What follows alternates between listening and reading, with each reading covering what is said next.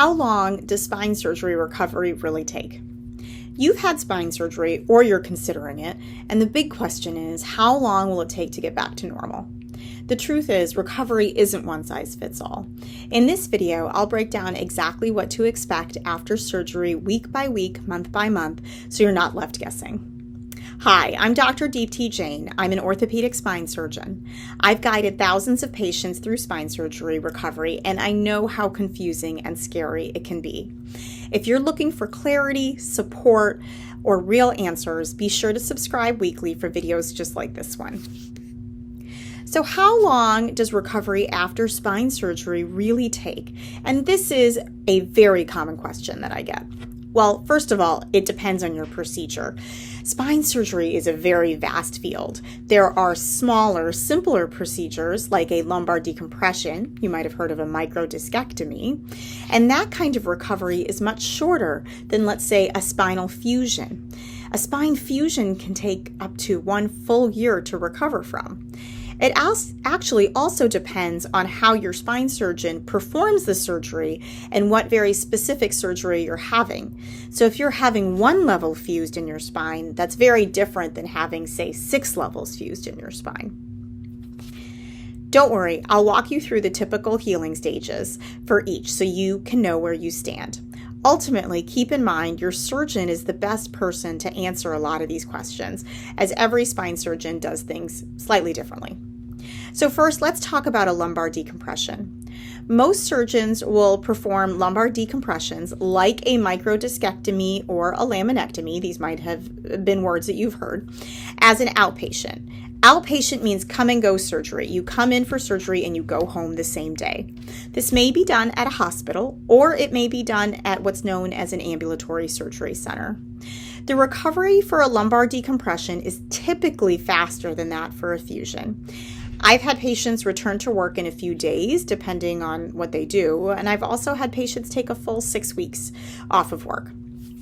In week 1, pain management and walking as much as possible are the focus. I tell patients you're going to want to take it easy. For weeks 2 to 4, again, walking as much as possible. Sometimes some folks like doing exercises that keep the lumbar spine in a neutral position, like, for example, getting on a stationary bike. Most surgeons, including myself, will tell patients not to bend, twist, or carry anything heavy during this time. Week 6 to 3 months is when I tell patients they can start to resume most of their normal activities. Although I still prefer if patients gradually ease back into anything that involves heavy lifting. I do ask patients to not continue with contact sports during this time. After 3 months is when I consider a patient fully healed from a lumbar decompression and full return to activities without any restrictions. So now let's talk about a spine fusion. There are so many ways to do a spine fusion. Your surgeon may go in through the front, they may go in through the side, they may do the surgery all from the back. It may involve 1 level, it may involve multiple levels, and all of these factors are going to dramatically change your recovery, especially in the early stages. So during week 1, a lot depends on how the surgery is performed. You may go home immediately after surgery. It may be an outpatient surgery where you come and go the same day. You may end up spending a few nights in the hospital, depending on the type of surgery that's performed. I personally perform minimally invasive spine surgery, meaning spine surgery that is mostly percutaneous and leaves the muscle envelope intact and causes minimal muscle disruption. As a result, the majority of my patients go home the same day after a spine fusion. Either way, pain control and walking, whether you're in the hospital or you're at home, are the main goals during the first week or 2 immediately after spine surgery. I also tell patients often they can either be in pain at the hospital or they can be in pain at home. Most people prefer the home. During weeks 2 through 4, you continue walking as much as possible. Fatigue is normal and healing takes energy. I say surgery is like getting hit by a truck, a controlled truck, but it is still a truck and it takes time to recover. Months 1 through 3 are when you focus on regaining mobility, building strength, and reducing pain with controlled movement. At this point, some surgeons will recommend physical therapy for their patients.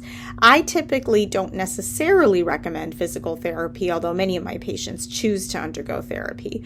It's mostly about walking and moving as much as possible.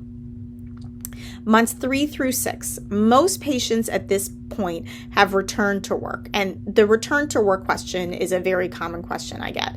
I think so much of it depends on the kind of job you have. So if you have a physical job, that's going to be a lot harder to get back to work than if you have more of a sedentary or a desk job. Usually spine surgeons recommend against any heavy lifting for more than 10 pounds and no bending or twisting for the first 6 months after spine fusion. And so keep that in mind if you have a job that requires that.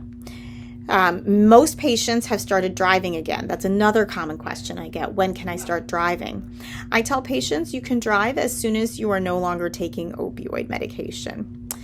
And during these months 3 through 6, you should have resumed most of your daily basic activities.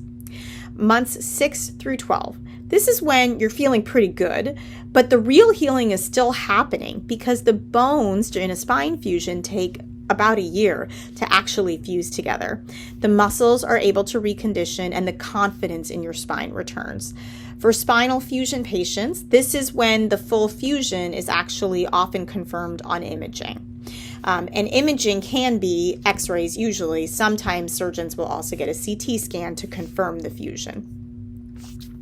So everyone heals differently. Your recovery will depend on the type of surgery that you've had, and I've already mentioned that. Your age and fitness level going in. If you are a very healthy, active individual, you are more likely to recover faster. Whether you have conditions like diabetes, and those conditions can slow down healing. Another thing is whether you're using opioid medication prior to surgery.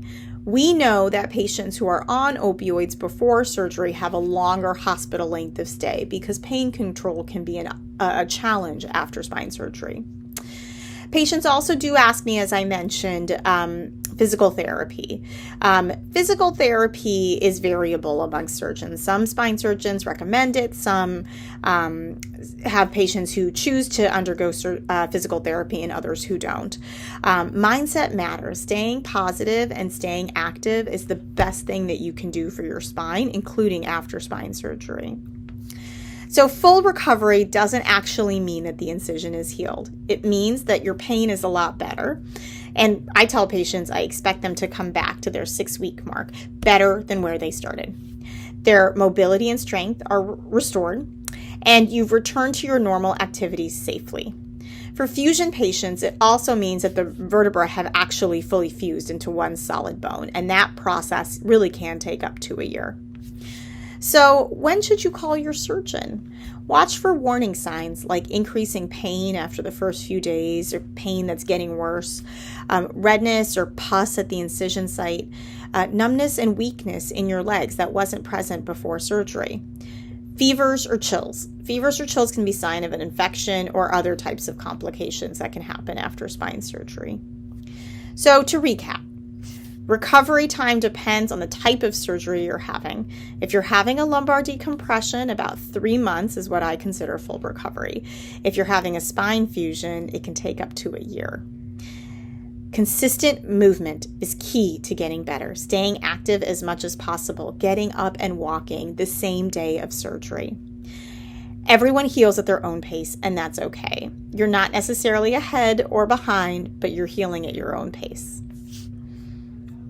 If this video helped you understand what recovery really looks like, give it a like and leave a comment with your surgery type or recovery question, and I'll respond to as many as I can. And don't forget to subscribe. We're here to support your healing journey every step of the way.